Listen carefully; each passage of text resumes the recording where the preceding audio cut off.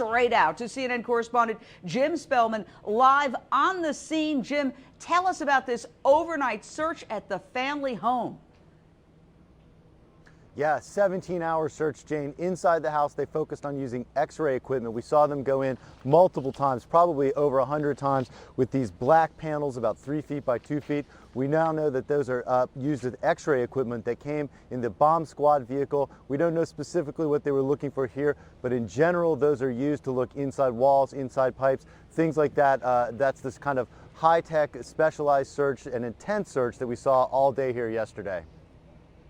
All right, well, Eleanor Odom, Senior Attorney, National District Attorneys Association. You know how prosecutors work. You know how authorities work. What are they looking for when they go into a house dressed in those white outfits, stay there for 17 hours, and they're using X-ray equipment to examine walls, pipes, and floorboards? Jane, they're looking for any type of forensic evidence. For instance, maybe skin, blood, those are two things. Perhaps, you hate to say it, but body parts, any bits of bone, anything like that. So this is an excellent way to do that search without damaging the home, for example. You don't want to rip out every single wall. So they're doing it in a slow, methodical way, and I think this is great.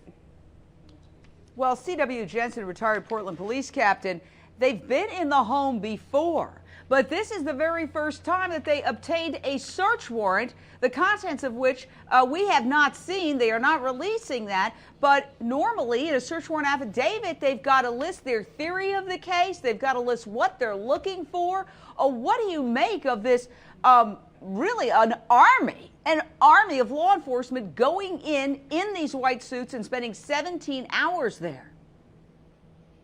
Well, what they're doing now is what I would have done. Initially, when they went in there, they had some cooperation from the parents.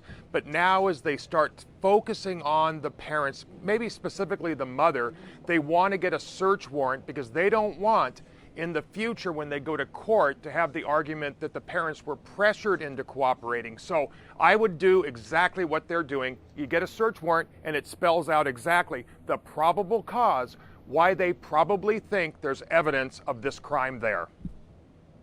Yeah, but Dr. Vincent DiMaio, you're a former chief medical examiner. Isn't it a little too late? I mean, the child disappeared October 3rd. That's weeks ago. Anything that was there, couldn't they have cleaned up by now? Sure. They're not looking for trace evidence. They're looking for a body. I mean, they don't want to tear the walls out. They want to see if there's a body parts.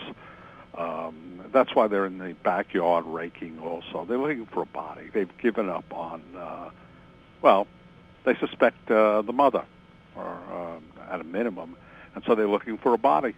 Well, I can tell you that Captain Steve Young has told us that they found items of evidentiary value in the search of the home. He wouldn't go into detail, but he is saying that they found items of evidentiary value in the search of the home.